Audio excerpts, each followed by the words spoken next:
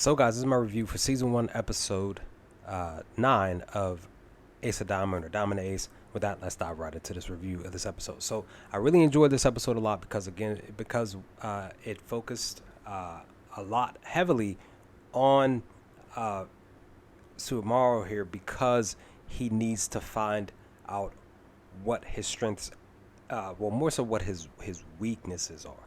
You know, he needs to find out what distinctively makes him like that basically like sets him against everybody else, basically. And you know, we see that, of course, you know, they're still trying to find their ace for the team. You know, he gets the chance to get on the mound in this episode, but of course it doesn't really work out. But at the same time, there's of course the comedy with him following Chris around, trying to get in his good graces so that he can, you know, basically teach him to play baseball. But you know, he's really focused on, again, he's focused on the shoulder, and you know, and he's trying to give him some pointers. Like, that's the thing that I'm loving about Chris. Like, he's not like fully pushing him away, even though he does tell him, like, you kind of being a pest, stop following me around school. But you know, I definitely like the fact that he still gives him some advice, right? You know, and again, he does get a chance to pitch to Chris, but again, Chris tells him, like, yo, like, you didn't even, like, you know, I gave you the scenarios. The bottom of the ninth, there's 2 outs left, bases loaded. What's your first pitch? He's saying, like, you know, I'm gonna just throw it straight down the middle, throw my best pitch. But when he does it, he's like, you didn't even, like, consider. I think he said, talking about like warning or letting the batter know. You didn't trust the catcher to have a conversation with them. You know, it was just one of those things, like, where Sawamura, he has to figure out before getting on the mound what type of pitcher he wants to be, because once he gets out there, because again, per what I saw in episode 9 today, that he just struggled. He just kept throwing pitches that were easily hit, and he can't do that. Tama went out once he got pulled, and Tama basically was able to get out on the mound again. He just proved that, you know, he should be the ace, because Satoru, he was on the verge of proving to be the ace, but then he hurt his finger, and you know, that's when the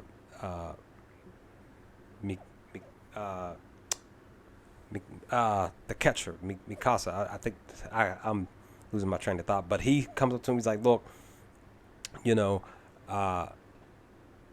what's going on, blah, blah, blah. And like he said, he sees that his finger is bleeding. He notices that he's pouring a lot of his energy and power into throwing it with this finger here. And he's like, look, just go, just go. And even though he's pitched 2 innings, it's just like, it's just time for you to go have a seat. But coach notices it, and he's like, look, you're done for 2 weeks. You're going back on second string where Sawamura is. So he's basically back with him, excuse me. And now they're back to more than likely having another bout of rivalry again between the two. But again, Satoru, he sees that. And that's the thing. Coach even noted, he's like, this 10th grader is just not ready to be the ace yet. I need to look to Tama, because again, he's a senior. This is his last chance to start. I might as well just pour the rest of my energy into him. This is what I'm getting from coach, from what he's thinking in his mind. Pour my energy into Tama, and then prep these 10th graders to prepare to really truly engage in looking to go against each other for the ace. I want to say per this tournament that's coming up in 6 weeks, but definitely for the next season. But I really enjoyed this episode, because Sawamura, we got a chance to see him really get some specific key questions asked from Chris, to have him really think about what he needs to work on. Because again, that's the thing. Sawamura already has the side of him where he can get in his teammates' ears and he can motivate them.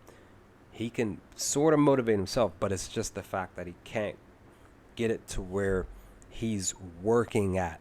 He's literally, it's like he's ignoring everything else that, you know, Chris is telling him to do. Some other people were trying to tell him, you know, what to really do, because ultimately he still has to figure this out.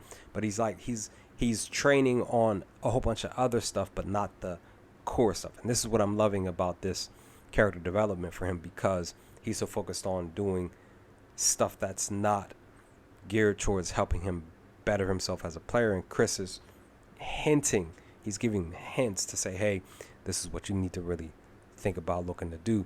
So, you know, he's not giving him the full-on answers, because again, he tells him, you need to figure this out. And I understand, you know, eventually you have to figure out per this position and everything, he has to figure out what kind of picture he wants to do, what's going to distinctively separate him from everybody else, that's going to eventually get him to the mound, back on the mound again, and eventually become the ace. Because again, I keep saying that, I feel like he's going to do it, it's just going to take some time.